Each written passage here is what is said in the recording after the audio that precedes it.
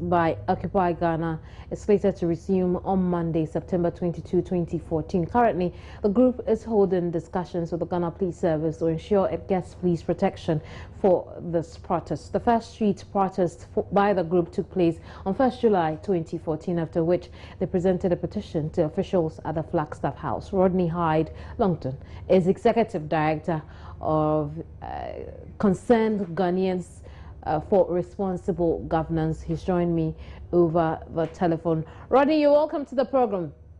Thank you. Rodney, is it? Should we expect another street protest on September 22? Yes, we expect, and just a correction, it's Concerned Ghanaians Responsible Governance that's behind the Occupy movement. And yes, we were responsible for the Occupy Flagstaff House 1, which you rightly mentioned earlier, yes. And on 22nd, we can confirm that Occupy Flagstaff House 2 is going to be happening live. But as a prelude to that, we're going to be having a forum at the Teachers Hall this Friday, 19th, as a Red Friday. And it's on the economy. So we're hoping to have different speakers and different groups to speak on the matter, and it is a communique that we put together that we'll present, during the protest on Monday. You call it Occupy Flagstaff House 2. Are we expecting you to go to the Flagstaff House again to present a petition? No, we are not going to the Flagstaff House again. Per what happened, the first Occupy Flagstaff House protest. That's not the route we are going to take. However, now the main discussion with the police is between the options of having to have our leaders go up to the Flagstaff House, or having a representative of the Flagstaff House meet us at the concluding ground to pick up the communique from us. And so we are yet to make a choice at the moment. Pardon? We are yet to make a choice on that level. Yes, we are yet to make a choice. There's discussion ongoing on that. But I mean, tentatively, we could say that everything has been confirmed. Very well. So what are the issues this time? It's a rehash of what we spoke about on the 1st of July. I mean, we presented a petition to the government. We haven't actually had any proper direct response, even though the Chief of Staff did write to us to indicate that at the appropriate time they would respond. But the appropriate time seems to have been, one too long. So we're going back and we're telling them that, well, we're still waiting for you, and there are a number of issues. And of course, we also do recognize that over the period, there's been some changes. You can see, some activity that's been happening. However, there are still a number of issues to deal with, and we're not gonna sit back and then hope and wait and pray that some way, somehow, government finds it, okay to actually respond, as per what they themselves said they would, So we are going back to them to tell them that, hey, guys, you need to talk to us. What's going on? What's happening? We want to see the action. We are not seeing anything. Already, the level of activity is slow. So what's going on? Already, you have made some recommendations together with Imani Ghana on electoral processes. Take us through those 12 points recommendations you made. Yes, I wish I had the.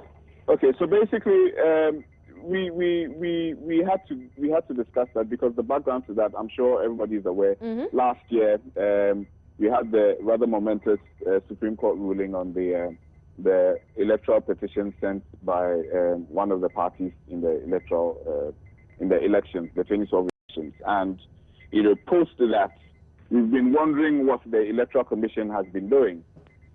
So. That's what formed the basis for raising the different questions that came up. Has this been officially, have your recommendations been officially presented to the Electoral Commission? Yes, they have. They have been presented to them. We're waiting for an official response from them. I see. Rodney, we'll leave it here for now. Thank you very much for... Thank you very much, Jim. You're from the Western region who voted in the August 31 Special Delegates Congress.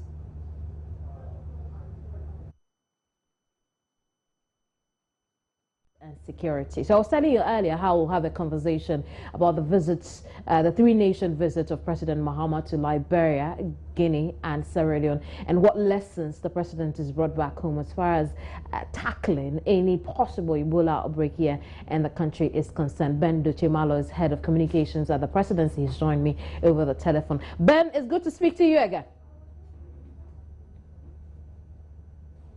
Hello, Ben.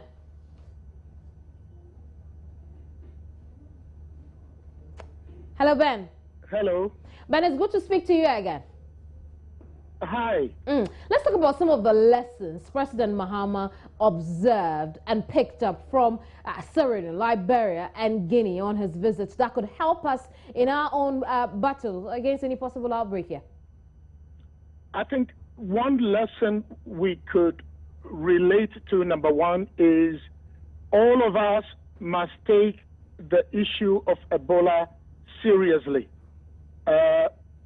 Take it seriously and be vigilant, because one of the things that emerged from his discussions with his Liberian counterpart, President Ellen Johnson Sirleaf, was the fact that in the beginning, many people were not cooperating with the government and with the health authorities. Some people were shielding the infected people.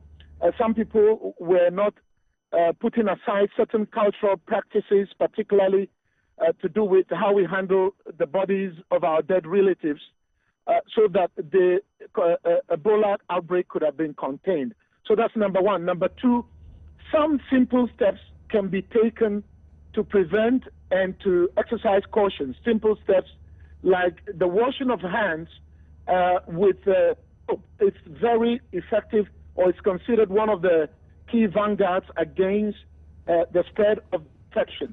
And then number three, again, President Ellen Johnson Sirleaf cited this, which is that the fact that there are hundreds of Liberians who were infected with Ebola but are now alive and doing well because their cases were identified early enough and reported, and all the medical help they needed was given, so that if Ebola does not have to kill anyone, it doesn't have to kill anyone if it's reported in good time, if precautions are taken, if it's identified early, help can be sought and people can stay alive. I see. Away from that, though, we understand the president is commissioning Iran clinic today. Could you tell us about that? Well, I just left that venue, and this is feeding into the entire objective of President Mahama and the NDC administration to make sure that there is quality and affordable health care for all Ghanaians. Already, you would have realized over the last couple of weeks, a number of polyclinics have been commissioned and approved for construction by cabinet. I think 10 in the central region, 5 in the greater Accra region, and more will be constructed, all in the effort to bring healthcare and healthcare delivery to the doorstep of every Ghanaian. And the commissioning of this clinic, which is being championed by the Red Crescent Society of Iran, adds into the mix of efforts being made by government to make healthcare affordable, to make healthcare available, and to make healthcare accessible to as many Ghanaians as possible. I see. We'll leave it here. Thank you very much, Ben. Ben Dochemalo is head of communications at the presidency. When I come back, Deputy Minister of Finance, Muna Korte, says Ghana's program with the IMF, International Monetary Fund, that is, would come with some financial assistance. But wait a minute. I thought earlier we heard that this was only to take a second look at homegrown policies. Get a detail when I come back.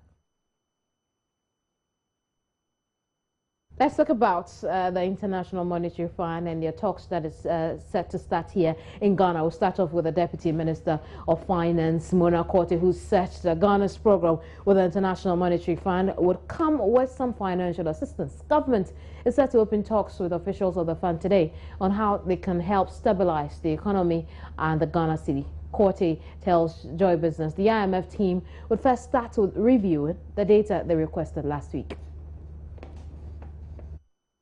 There'll be a kickoff with respect to the data gathering that the IMF team will come to do. We've started putting data together. So they'll start looking at the data. They'll be speaking to a few people. We are going into a fund program, and the data that we give and the discussions that we have will help to fashion out exactly what the program will look like. But the program will surely help us in terms of our balance of payment deficit, and it will surely help us in terms of fiscal discipline so that we can get back on track in terms of achieving some of the ratios.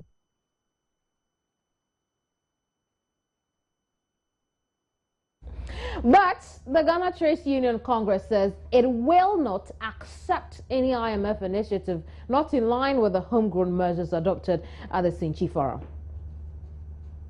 Government invited all of us to Senche to look at the economic direction. So many conclusions were reached at Senche. So I believe now government has its own assessment of what the economic direction should be. So we expect that even in the course of looking for whatever assistance that they want from IMF. So we're looking forward to the kind of engagement that would not repeat the problems we've had over the years with IMF's intervention in our economy. Government should be firm because they know what the IMF for in the past, and even though they'll be throwing people out of jobs, they still did not find solutions to the numerous problems. So we're hoping that this negotiation will be different from what we did, and we'll definitely resist anything that will come to Western our plight. We are told that they are going there with their own program, so we're looking forward to the kind of engagement that would not repeat the problems we've had over the years with IMF's intervention in our economy.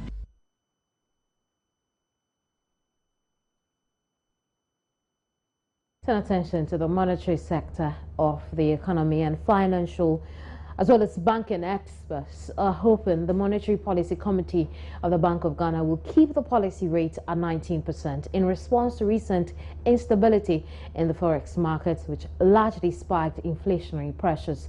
The MPC began a two-day policy meeting to deliberate on developments in the economy and determine the direction of the central bank's policy rate, which signals interest rate trends.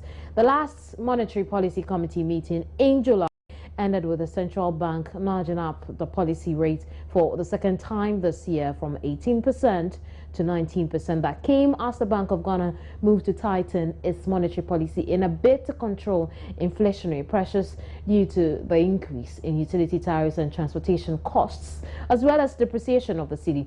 The cedi, which depreciated by about 40% in the first 8 months of this year, has in the last couple of weeks found support on expectations that the inflow from the Eurobond auction and the syndicated loan for cocoa purchases will show up the central bank's foreign currency reserves.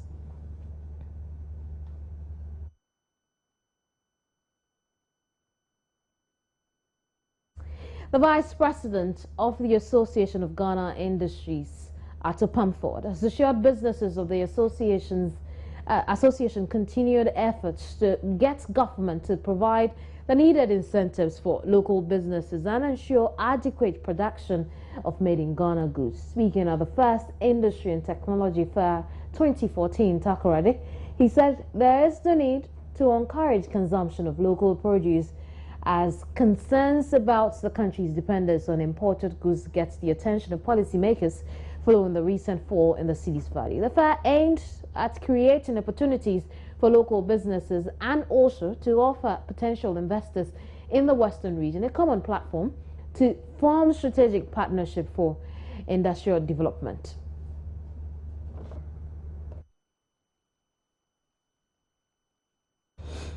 So that's it for what's trending in the world of business.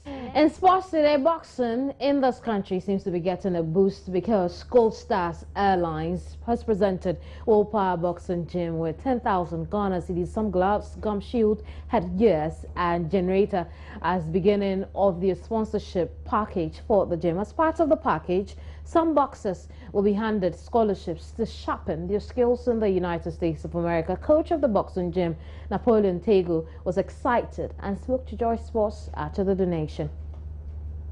Anytime I'll get a chance, if there's a coaching course in the IBA, boys, the amateur boxing, I'll be the best instructor. Me get to know, Papa. Nobody. I'm telling you. I know the reason why. Say I'm to know. I said it. Just 2-3 months. I moved to Argentina. I know American coaches. Anybody will tell you, do this, and then they are using pad. Boxing is a practical. It's not theory.